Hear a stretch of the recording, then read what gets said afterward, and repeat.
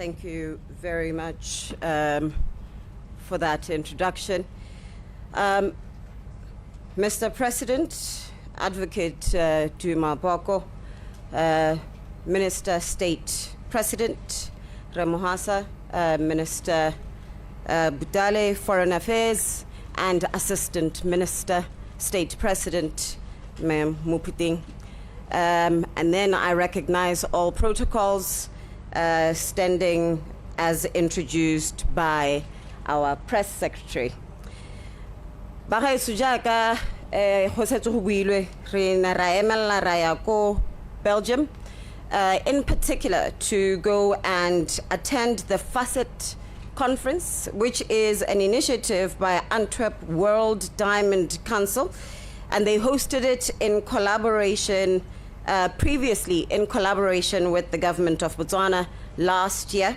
And this year, it was particularly important for us to go because they were discussing, or the conference was held under the theme of navigating a new era. And the conference discussed, of course, the current state of the diamond industry. And it focused on how the current events are impacting the fundamentals of the diamond industry, from an evolving mining landscape, the adaptability of the midstream traders, the challenges that are faced by retailers and brands in reaching customers, to the growing emphasis on origin and transparency driven by consumer demand and geopolitical tensions. So it is on the background of that that we went to Belgium with the president, and following the FACETS conference, we had several bilateral engagements, of which there are several announcements that the president will be able to speak to you through today. But I am aware that we also had already discussed with the state media previously when we were in Brussels about some of the developments, some exciting developments that we managed to reach. And as I conclude and invite the president to the stage, I just wanted to also highlight that, of course, this is a very volatile time in the diamond industry. And I know that you've all been seeing some of the news coming up, and I wanted to just advance the president's statements by assuring everybody that the visit that we embarked on to the diamond industry actually generated market confidence. It generated market confidence, so do not feel any threatened by some of the news that we have seen, particular relation to the reduction of slashing of prices by De Beers. So with that, if I may, I wish to introduce and welcome to the podium the President of the Republic of Botswana, Advocate Duma Boko. Thank you. Thank you very much. You may be seated.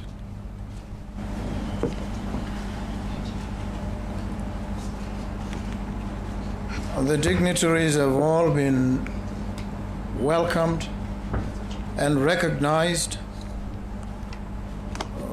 So it remains for me then to recognize the most important dignitaries. Good day, members of the press, fellow citizens, and distinguished guests.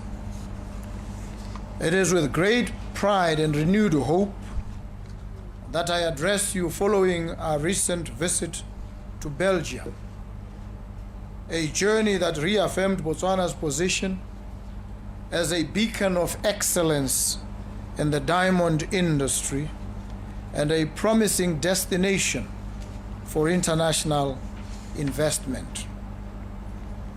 The trip was not just about the challenges we face, but about the opportunities we can seize together.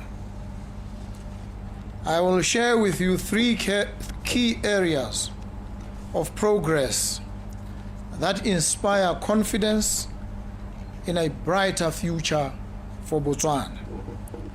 The first is a revitalizing of the diamond industry and hope for recovery. At the Antwerp World Diamond Convention, I had the privilege of addressing some of the most influential players in the global diamond industry. While it is well documented that the diamond market has faced persistent challenges, there are emerging signs of hope. We are seeing slight signs of recovery in the rough diamond segment, with promising prospects for retail markets, especially in the United States. Botswana, as the world's largest diamond producer by value, stands tall in this recovery story. Our commitment to the sustainability and growth of the industry is unwavering. Let us take pride in the fact that Botswana continues to set the global standard for excellence in diamond production. As we look ahead to 2025, I urge us to approach the future with a blend of realism and optimism. We will overcome these market challenges because we are resilient, innovative, and united. The second, the restoration of market confidence and a partnership for prosperity. In Belgium, I reaffirmed Botswana's enduring partnership with De Beers, a collaboration that has been the cornerstone of our diamond industry for decades. While negotiations are ongoing, I want to assure all Botswana that these discussions are progressing well and will soon culminate in a stronger, more equitable agreement for our nation. Together, Botswana and De Beers are committed to tackling the momentary challenges in the diamond market. This partnership will continue to create opportunities for growth, not just for the industry, but for every Motswana whose livelihood is touched by diamonds. Be confident that this partnership will secure a brighter future for our diamond sector, a future where Botswana takes an even greater share of the value derived from our own natural wealth. Enhancement of investor confidence and positioning Botswana as a gateway to Africa. During my trip, I also had the honor of leading a business forum hosted by the Botswana Investment and Trade Center, where business leaders from Belgium were introduced to the immense opportunities Botswana offers. At this forum, I spoke about our nation's political stability, potential for world-class infrastructure, and the supportive investment environment we are cultivating. I was deeply encouraged by the enthusiasm of the investors, many of whom shared positive experiences of doing business in Botswana. We are creating a future where Botswana is not just a leader in diamonds, but a gateway for trade and investment across Africa and the world. Initiatives like our drive for renewable energy investment and diversification of the economy through industrial hemp are laying the foundation for sustainable economic growth. Botswana's role in diamond traceability. One of the most significant achievements of this trip was Botswana being granted approval to establish a verification node as part of the global initiative to certify the origins of diamonds. This means that Botswana will now align with G7 requirements by playing a direct role in verifying that diamonds do not originate from restricted regions, including Russia.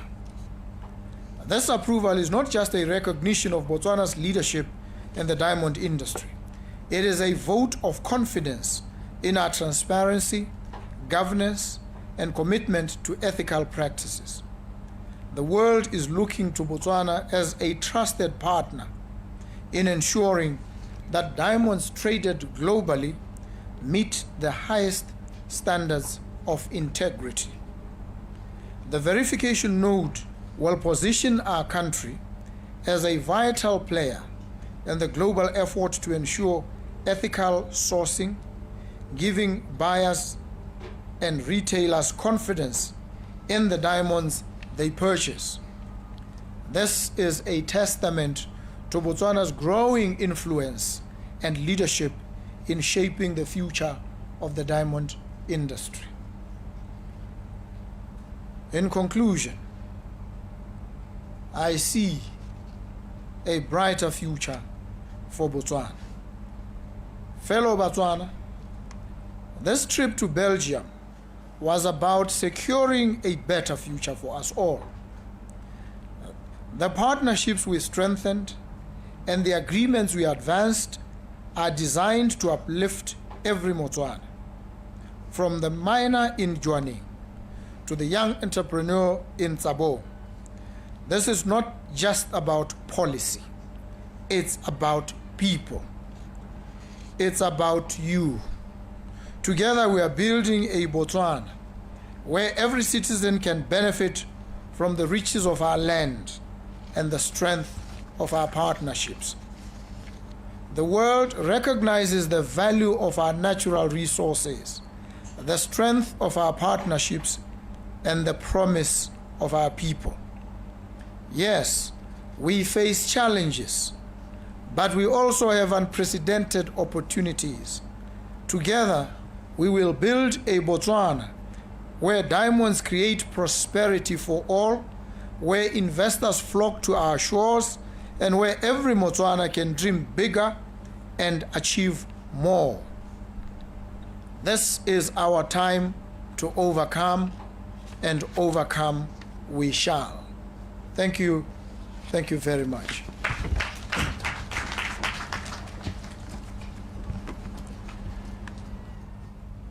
Ra leboga Tautona. We may be seated and I'll keep standing. Ra leboga. Field any questions that Ke you may nako have. ke nako ya gore jaanong babegadikgang ba botse dipotso. Ke yone nako ya lona betso ke itse gore bangwe ntse re dira mmogo le botsa re ntse re le gone ko mme yaanong ke yo ka sebela re mmotseng dipotso. A ke simolola ka mogolle ha DK. My lord tshotse Mike. Ke a dumedisa Tautona ebile make go a kgwele gore ha o sa lo tsa puso ga o iso nne le nako ya gore o ka huba maoto berekela tšhaba ya gago. Mme ano ke ne ke re ke botse gore ha o le gone ko no le teng ko Belgium o bua le bone ba ditemane go ne ga nna motho go le kahe kana ga nna go le bothata yo go kahe gore o kgone gore le digele tumelano e teng. Ke a leboga. Okay, thank you. Advocate Duma FM. Just a quick one, Mr. President.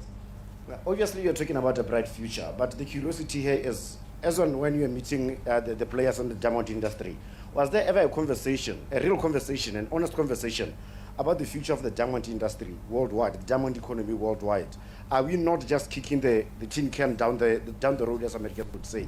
If indeed we are, how far can we kick it before we can finally accept that we may not exist on diamonds alone? Thank you. Ready Doni Ditato Maele Redoni o sala tsholeditse ha before moela mo. There's an overarching message from official discourse that the aim of the negotiations with the BS are merely about improving the sales of diamonds in the international market. And yet we know that industry observers know that mining and the sale of diamonds, or mining and polishing and cutting of diamonds, is the least section of the diamond value chain. And that you have just observed, Mr. President, that Botswana produces by value, at least in terms of value, the production of diamonds. And yet we know that the diamond industry worldwide is valued at between 800 to 1 trillion by value. And yet Botswana makes only about 1 billion to 2 billion per annum. Now, as a leading diamond producer by value, don't you think we're being ripped off and that we should be making more? And also given the fact that the National Resources Institute observed that Botswana diamonds are being undervalued by 200%. So by extension, I was wondering also that in your course of negotiating with DPS, given that Botswana lacks the skills and competence in geomology or knowledge of the entire value chain, to what extent have you sought assistance from multi-stakeholder interest groups, for instance, the United Nations Economic Commission for Africa and the AU-based African Mining Vision and other interests like Extractive Industry Transparency International, in order to augment the deficits that is clearly is observable in government negotiators. Thank you. Thank you. One last one from Sello, then give the President a chance to respond.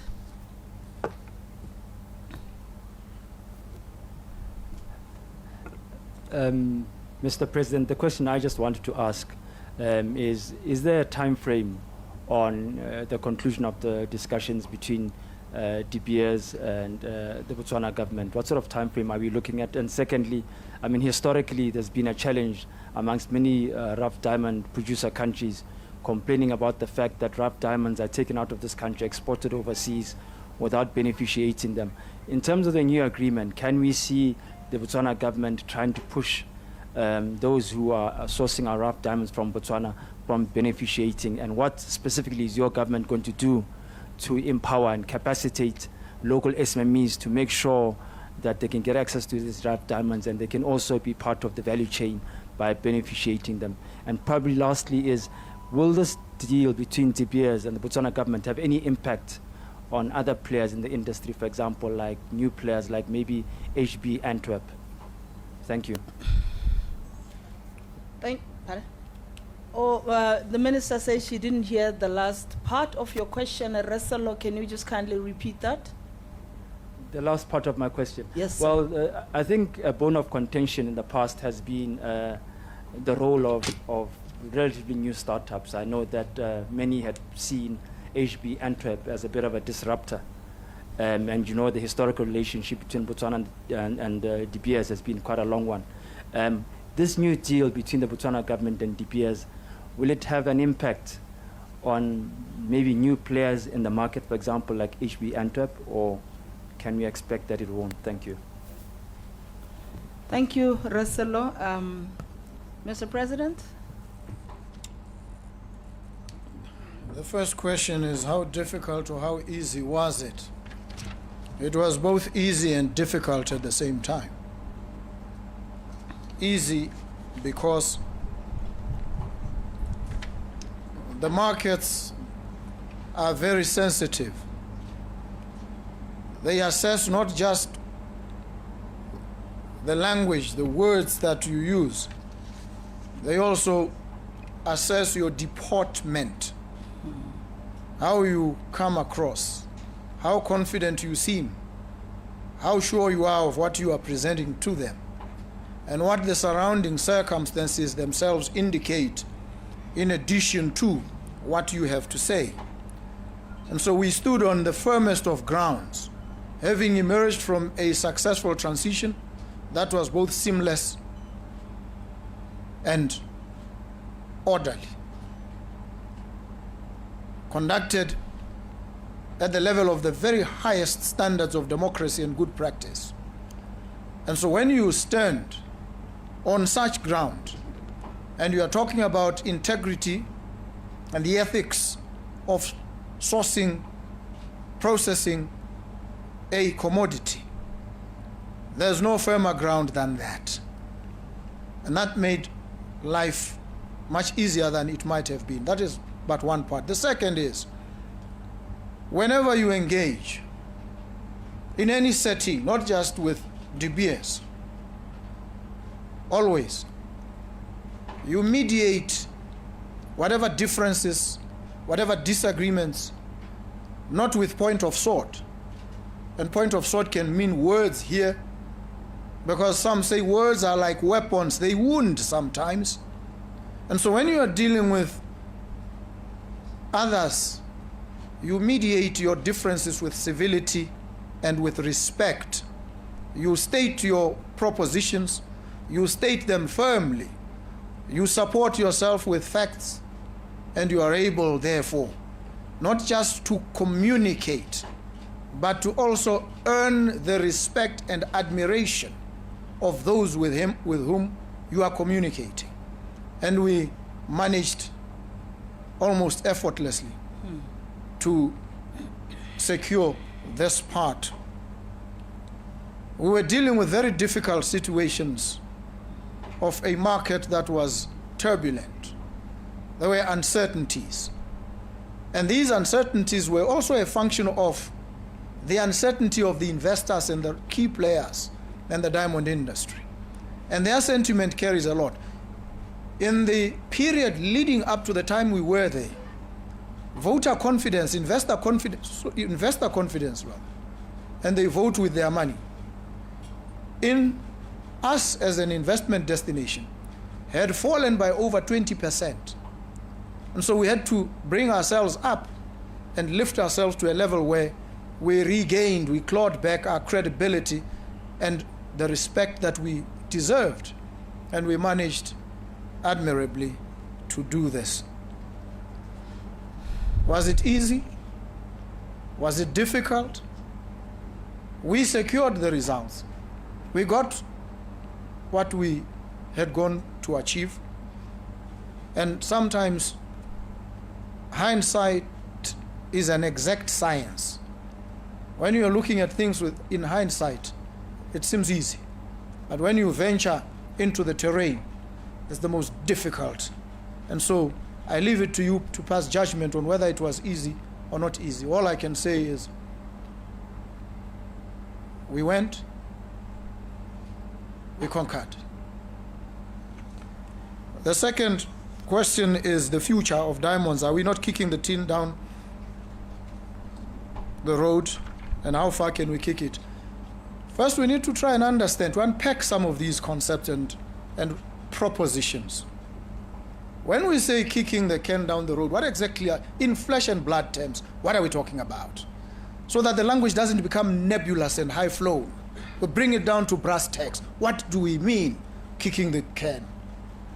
Do we mean that there's no recognition that at some point we will mine the last stone from the earth? And are we not cognizant, therefore, of what should follow? Will we be smiling or crying at that point in time? The answer to that question is a resounding, we are alive to this. We have been alive to this. Even the previous regime, to their credit, have been alive to the fact that at some point diamonds will run out. We cannot depend on them forever. So, what then does it mean? It means, while we still have them, if that is what you understand by kicking the can, let's kick it. Let's kick it until we can't kick it anymore. But while we are kicking it, let's also position ourselves sustainably to survive beyond where the can will be kicked will be given its last kick. And so that means, in real terms, flesh and blood terms, we must aggressively diversify our economy away from reliance on a single commodity, diamonds.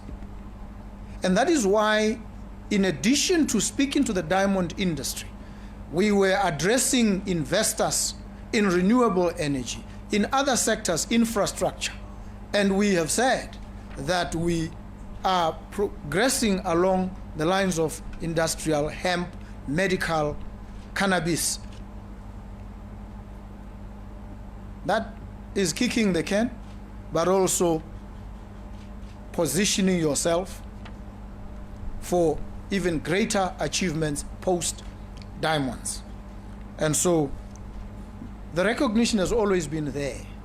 What perhaps may be asked and or questioned and or challenged is whether enough has been done in the direction of diversification away from this over-reliance. And that is where the real debate is. And that is where intellectual discourse must focus, so that we come up with creative and robust solutions on how we move from diamonds and beyond, while we still are using the diamond revenue to power that diversification. And we are well on course in relation to that. And it seems to me that it will be spectacular when it hits. The question about improving sales only, no, first let's understand the market dynamics. When you say 800 billion to 1 trillion, where is it? How is it handled? How do you do business? What are the basic ground rules of commerce? You have a commodity. You can value your commodity and put it at whatever price you want. You have to sell this commodity to a market of individuals willing to buy. What is the value of the diamond? What is its value? It's a stone. Mined from the bowels of the earth. What is its value? Does it have any value at all? Who ascribes the value? What are the rules for the ascription of value to this stone? What has gone into this? It's a function of many, it's a confluence of many factors. And one of those factors is marketing. Marketing. When they started in 1947 and went to Hollywood and gave some of the most influential actors their diamond and said, diamonds are forever, what were they doing? They were conditioning the market, a la Pavlov. You know that Russian scientist, Pavlov, classical conditioning. They were conditioning the market to accept this stone as a stone of immense value. And the market responded, and diamonds were bought. So the value is a function of some of these factors. Now, where are we? We are at a point where we want more value. Now, we want this value in what? In the natural diamonds. And let's make a distinction, which is a non-distinction after all. It's a false conflict if I were in the area of private international law. Because we take the view that the diamond is the natural. Anything else is not a diamond, something else, a replica, it's a fake if you like. So the real deal is the natural stone. And that's the marketing now. This is the upshot of the marketing strategy and approach. The real deal, the diamond, is the natural diamond, mined from the earth in Botswana, so that Botswana becomes and continues to be the world's highest producer by value of that natural, not synthetic. Synthetic is something else. It belongs elsewhere. And so the focus now is on taking this stone from the mantle of our soils and giving it a living narrative that leaps and prances when you look at it. When you read about it, it literally leaps from the pages. Why? Because it tells a story of a democracy, entrenched, vibrant, rich, dynamic, energetic. A democracy that has people behind it. People who have a life story that is woven into the story of the stone. Their human rights are tied and riveted to to this stone. When you buy this stone, you are speaking to their needs. You are servicing their requirements. So buy the stone. Forget the synthetic. It has no soul. The diamond has a soul, because that soul is the soul of the people of the Republic of Botswana. This is the marketing upshot. This is the cutting edge. And so when we go out and we tell this story, which we did and we've been doing, the response is now becoming overwhelming, because the market is responding and saying we are not insensitive, we are not indifferent, we are not apathetic. We want this story. We want to fuel this narrative. We want to support this, the livelihoods of the people behind this stone. And then the value will shoot up. Do we need anybody's assistance? We need all the assistance we can get. And we seek assistance when we need it. But sometimes we have the brains, we have the skills, we have what it takes. And where we feel we need more, we will ask for more. And so far, we've done really well. The next question, the time frame, any time for the conclusion of the agreement. Everything is almost done. Lawyers must listen to lawyers when they speak. Cease and desist. When you simplify it, just means stop. Don't do it. But they want to frame it in word pairs because they want precision. And that precision becomes sometimes a road to imprecision. So that now there's more interpretive latitude. You want to restrict any interpretive latitude. So sometimes the quibble is over the use of a word in law or the placement of a comma or a full stop. So these are what are holding up. And when we are dealing at that level, you know that everything is but in place, just awaiting the final assent. Beneficiation, yes. We are moving in that direction. Beneficiation is also dependent on two key things. Not only those, but key. One, skills. Have we invested sufficiently in the skills that we need for the lower, the midstream value chain?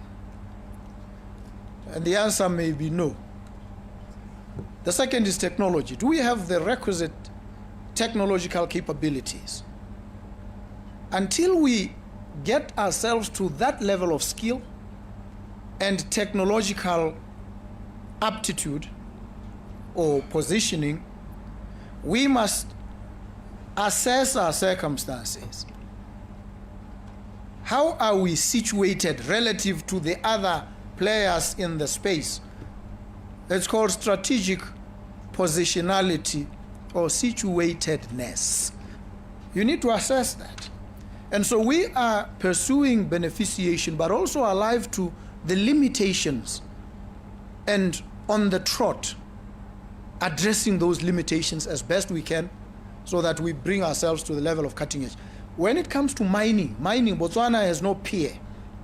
The skills, the art, the science, the expertise in mining, in extraction, there we have consummate skill. We are unchallengeable as a country in terms of the expertise that we've generated and we command. But on the other aspects, we are still lacking. And so we need to upskill ourselves. We appreciate this. We realize this. And so startups, look, any deal that comes is assessed on its commercial viability and merit. None comes and is passed.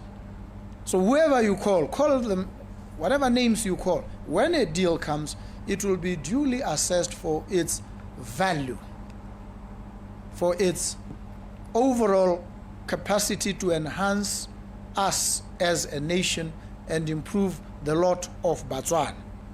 And so what implications it may have, obviously, whatever the deal is, you look at pre-existing relationships.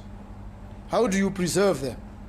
How do you deepen and strengthen your own position without doing violence to positions to which you have already committed? It's basic common sense, isn't it? That's what it is. It doesn't change because I'm sitting here or somebody is sitting over there. The rules are still the same. The considerations are still the same. So this is what it is, folks. And I can say to you, I say it with full confidence and enthusiasm, the future of this country is bright. It is a future that is in good hands. And in whose hands is this future? It is in your hands. That's why it is bright. It is in the hands of this dynamic, vibrant collective that includes yourselves. So, thank you very much. The future is bright. Two last questions, two burning questions. Otherwise, we are going to spend the whole day here and we just do not have the time. I know you want to talk to me the whole day. I know. I want to talk to you too, but we'll make time for that. Gentlemen in the checkered shirt.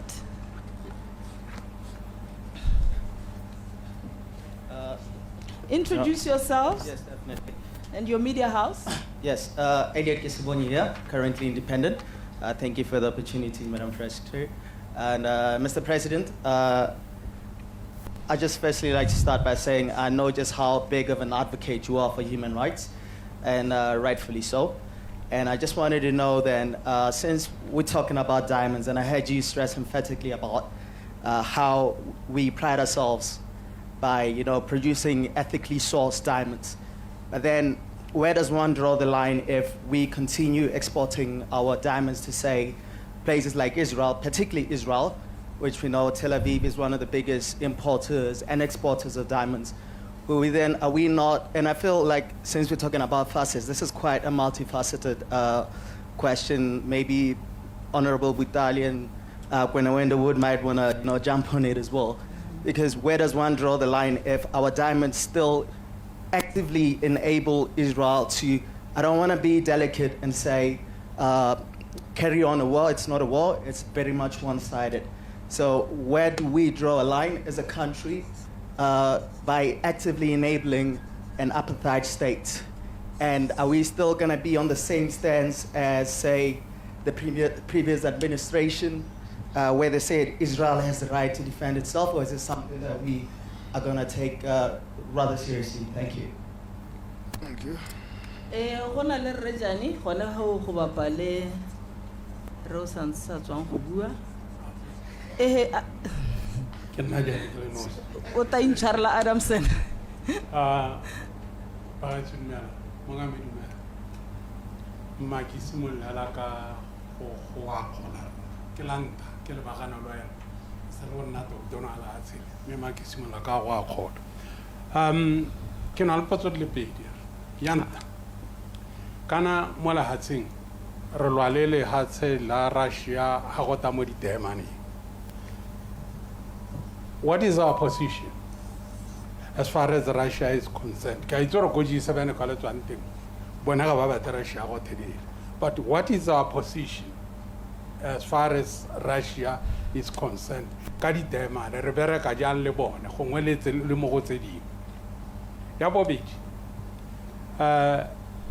Onso thalosa hare gore le tsweletse le dipuisanyo le DPS mme kana ba tswang ha o lente ba ne bana dipuisana tsene ba tsweletse ka tsone ka tsele nne ba tsweletse ka yona yana motho o ka batla go itse gore a le simoletse ha ba tsweletseng teng kana le tswa simolla ko morago go tswela dipuisana. Thank you. Adamson. Next. Give it to Akabelo from Business Weekly. My first question is which countries will be verifying the diamonds in Botswana after we approved as the second verification site? And also who will be responsible for undertaking this verification?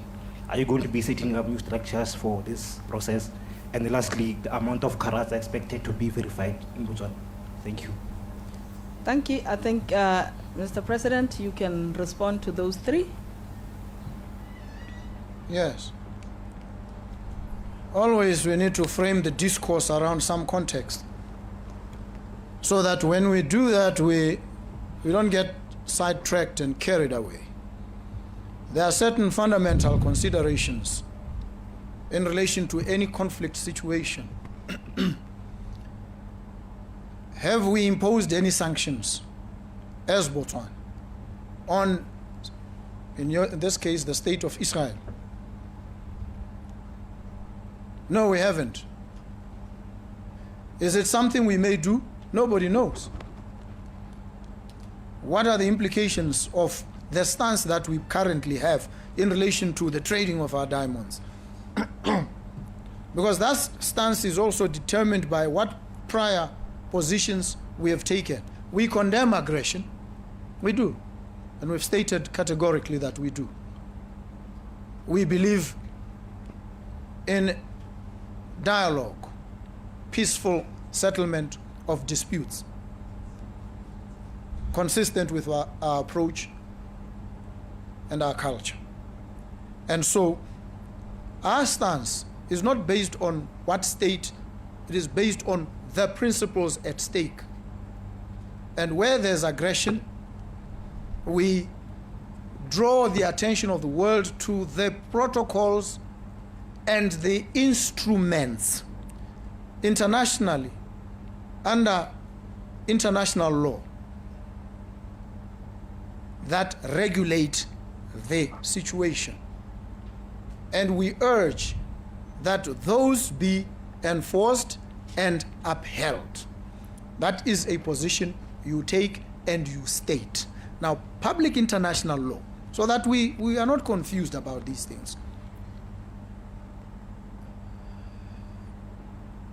is also a function of sometimes might and sometimes whether you are able to enforce.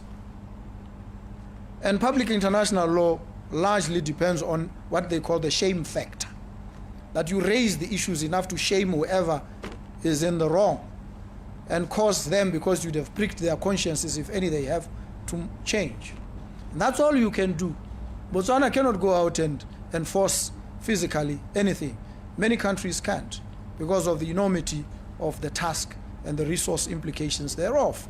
So, until we get to a point where, as in the Russian situation, the whole world, the major powers, took a position and said, Russian diamonds prohibited. Do we have a choice? Can we go a different direction? Maybe we can, but it would be to our detriment, would perish. So self-preservation dictates that we stay and say, yes, we don't like aggression. Whoever started it, whoever is continuing it, we just don't like aggression as a dispute resolution method under public international law. And so we urge the parties to find each other. That's all we can do. And then we become a subject of the regime that is in place, which is to prohibit Russian diamonds from the market. That's where we are. That's the reality of the situation, and we can't run away from it. So what is our position on Russian diamonds? It is the position of the world, really. There's nothing we can do. They are not our diamonds, and we didn't stop anybody from selling the diamonds. The world did. And when the world comes to us and says, when you certify, you are not going to certify diamonds from conflict areas, or blood diamonds as they call them, we are bound by that arrangement. Which countries will verify? All countries that feel like verifying. South Africa and Namibia had also applied to become nodes. They didn't get it this time around. They may get it later. We'll support them. And so we will encourage them and others, including Angola, to certify here. It's easier. It's more convenient. It's African solidarity. And Botswana is the best place to be anyway, for them and for the world. So we hope, we trust that they will certify here until they can certify for themselves. And so these are the thoughts on the issues. And I know you are dying to pursue the engagements, and I would love that. I'm a Socratic man in the world of ideas. I thrive on discourse, I thrive on engagement, I thrive on banging our heads together. And when we do, I can assure you, you'll not find me wanting. You'll find me on top of my game. I always bring my A game to any situation. Thank you very much, ladies and gentlemen. Thank you. Thank Happy you to very have much, interacted with you, Mr. members of the press. President. At this point in time, Rebutale will come to the podium to give us a vote of thanks. Unless, Minister Kenewendo, do you have anything that you want to respond to? You can add. If the President allows. Mr. President? Not allowed. Minister Butale, do you want to come and give us a... Oh, she can...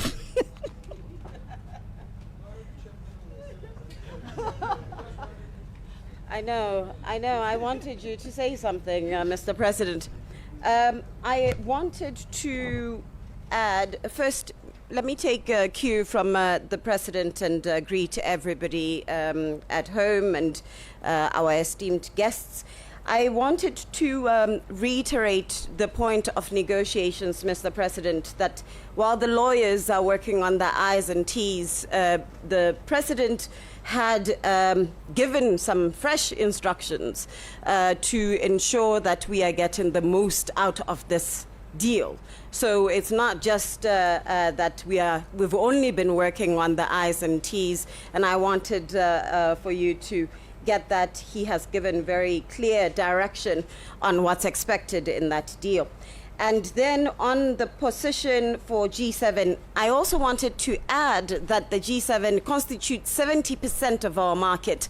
And so it's very important that we focus on protecting our market and ensuring that there is no disruption in the sales of our diamonds.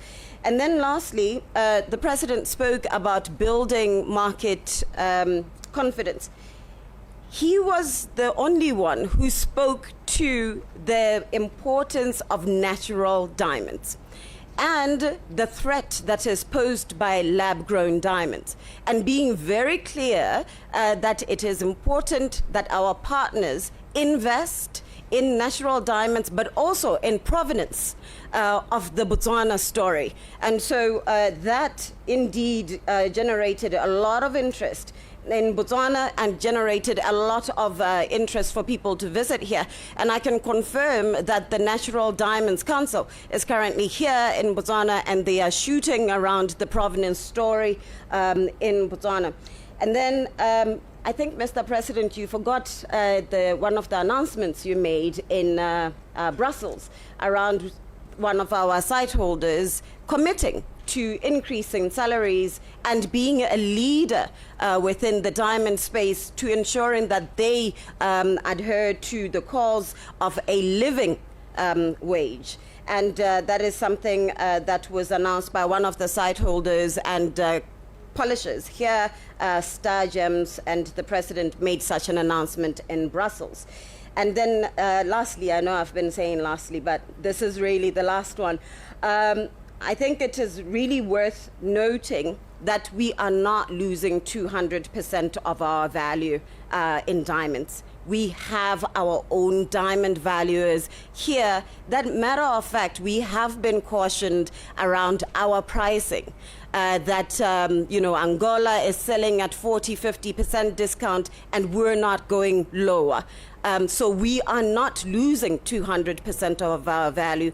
Instead, we are working on protecting the value in our natural diamonds, and that is something that we were very clear in the President's statement in Antwerp. Thank you.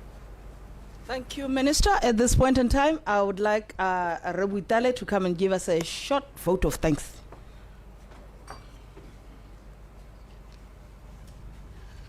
Thank you very much, Director of Ceremonies. Mr. President, ministers here present, members of the Fourth Estate, I think we have indeed done what we came here to do, which is to ensure that the public is informed about the purpose for which the President visited Belgium and the important milestones that were achieved during this visit. I think it will suffice for me to just say that this was indeed a very successful trip because, as you know, Botswana and Belgium have been enjoying excellent bilateral relations since 1975, and it was important that during this time where there were issues and uncertainties around a commodity like diamond, which is common between the two nations, that the two nations or leaders of the two nations met to provide leadership and guidance on the way forward in terms of diamonds. The President gave a very lucid, clear message that as Botswana or as the new government, we want partnerships. We want international cooperating partners to partner with us. We are in a hurry to create jobs. We are in a hurry to industrialize. And he met also with the Botswana living in the diaspora and reiterated what he has been saying, which is that he wants an engaged citizenry. He wants every one of us to play a role. So thank you very much. And members of the press, as we always say, you are partners in development, and we value your role in this journey towards a better Botswana. I thank you. Thank you very much, Minister Butale. Thank you very much, Mr. President. Thank you very much, Mebo Kholo Kedewendo. Thank you so much, Ramohasa. Thank you very much, officials from the government, and thank you so much, members of the press. We have come to the end of our press briefing. There's a certain gentleman who wanted to speak to Mek Enwendo. Afterwards, on the sidelines, just a few questions. That's what journalists do. They will accost you as you leave. At this point in time, I think there's drinks. It's not really food or something. I was told earlier on that there will be drinks because it's hot water and one or two drinks. Yeah, so I think at this point in time we can then stand up as the President takes his leave.